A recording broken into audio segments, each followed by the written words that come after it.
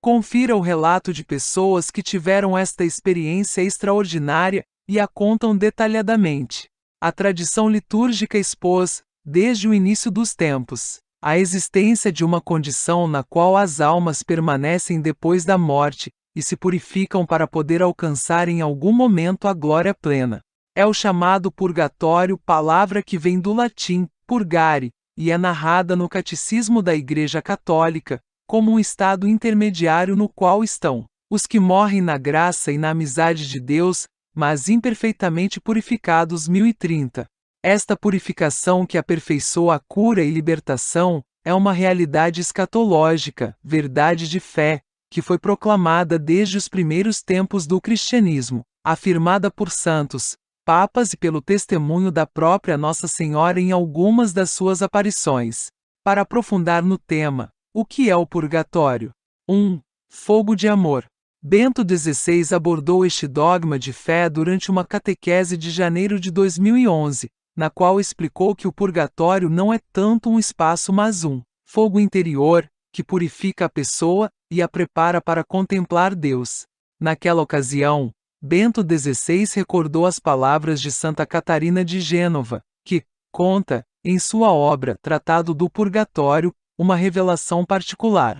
É uma experiência mística na qual ela descreve que a alma separada do corpo, quando se encontra naquela pureza em que foi criada, vendo-se com tal impedimento, que não pode ser eliminado a não ser por meio do purgatório, imediatamente se lança a ele, com toda a sua vontade.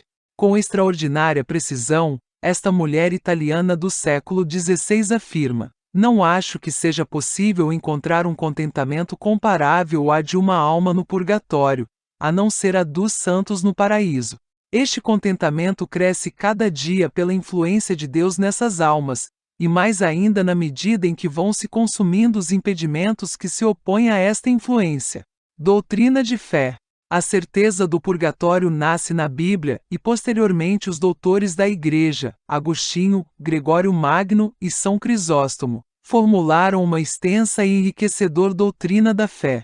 Tais abordagens sobre o purgatório foram respaldadas pelos Sagrados Concílios de Florença, 1439, e Trento, 1563, mas também são confirmados por testemunhos de dezenas de pessoas, que expõem sua experiência sobre a existência de almas que buscam a comunhão com Deus. Um destes valiosos tesouros vem de Santa Maria Faustina Kowalska, religiosa polonesa canonizada em 2001 pelo Papa João Paulo II. Vivendo sua vocação na década de 30, ela foi testemunha de diversas aparições de Jesus na advocação da misericórdia. Foi o próprio Filho de Deus quem lhe revelou aquilo que a santa narra em seu diário de vida. Faustina conta que, guiada pelo seu anjo da guarda, visitou o purgatório. Encontrei-me num lugar enevoado, cheio de fogo, e dentro deste, uma multidão de almas sofredoras. Essas almas rezavam com muito fervor, mas sem resultado para si mesmas. Apenas nós podemos ajudá-las. O maior sofrimento delas era a saudade de Deus. Vi Nossa Senhora que visitava as almas no purgatório. As almas chamam a Marias estrela do mar. Ela lhes traz alívio. Meu anjo da guarda me fez um sinal para sair. Saímos dessa prisão de sofrimento. Ouvi uma voz interior que me disse: minha misericórdia não deseja isso, mas a justiça o exige. O amigo do Padre Pio que esteve no purgatório. O Frei Daniele Natali foi um sacerdote capuchinho italiano que se dedicou a missionar em terras hostis durante a Segunda Guerra Mundial. Ele socorria os feridos, enterrava os mortos e salvava os objetos litúrgicos. Em meio a este cenário, em 1952, na clínica Regina Helena, ele recebeu o diagnóstico de câncer. Com esta triste notícia, ele foi ver o Padre Pio, seu amigo e guia espiritual, quem insistiu para que tratasse sua doença. O Frei Daniele viajou a Roma e encontrou o médico que lhe haviam recomendado, Dr. Ricardo Moretti. Este médico, no começo, não queria realizar a cirurgia, porque tinha certeza de que o paciente não sobreviveria. Mas, influenciado por um impulso interior, acabou aceitando o desafio. A intervenção foi realizada no dia seguinte pela manhã. Apesar da anestesia local, o Frei Daniele continuou consciente. Ele sentia dor, mas não manifestava. Pelo contrário, estava contente por poder oferecer seu sofrimento a Jesus. Mas, ao mesmo tempo, ele tinha a sensação de que esta dor estava purificando sua alma dos pecados. Depois de algum tempo, ele sentiu que dormia. Para os médicos, ele havia entrado em coma, na qual permaneceu durante 3 dias, falecendo logo depois. Redigiram o atestado de óbito confirmado pelos médicos e seus familiares se aproximaram do seu leito para rezar pelo defunto. No entanto, após algumas horas, o morto voltou à vida.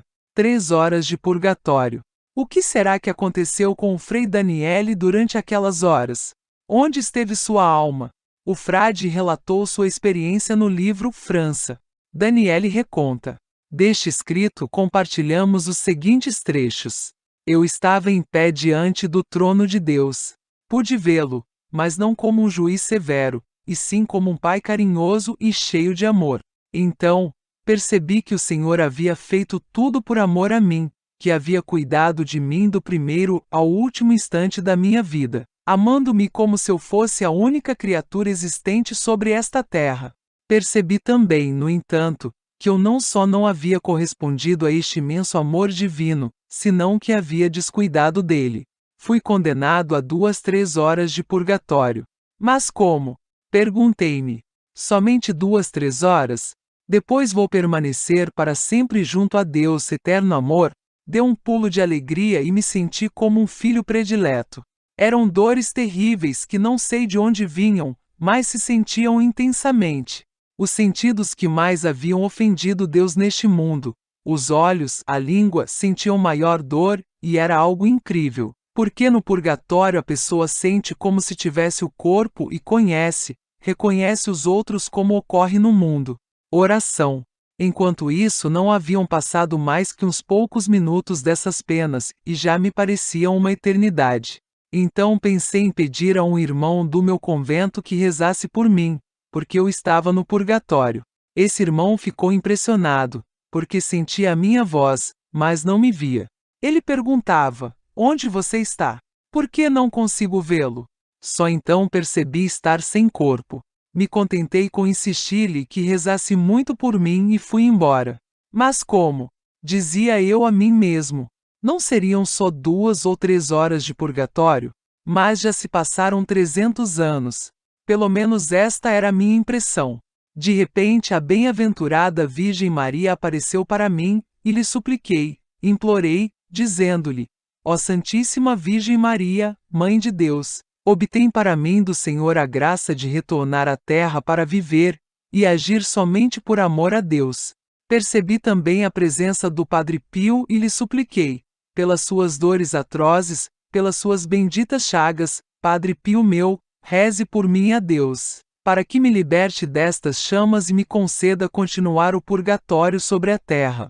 Depois não vi mais nada, mas percebi que o Padre Pio conversava com Nossa Senhora. Ela inclinou a cabeça e sorriu para mim. Naquele exato momento, recuperei a possessão do meu corpo. Com um movimento brusco, me livrei do lençol que me cobria.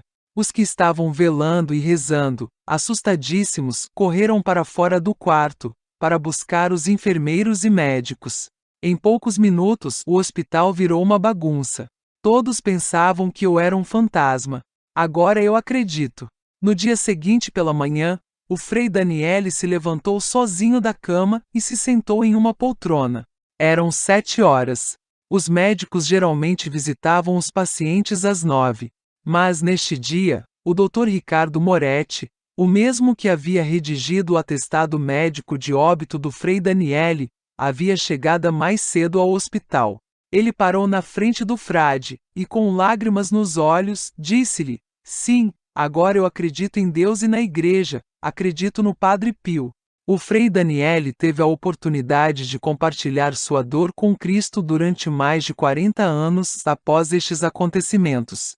Ele faleceu em 6 de julho de 1994, aos 75 anos, na enfermaria do convento dos Irmãos Capuchinhos de San Giovanni Rotondo, Itália. Em 2012, foi aberta sua causa de beatificação, e hoje ele é considerado servo de Deus.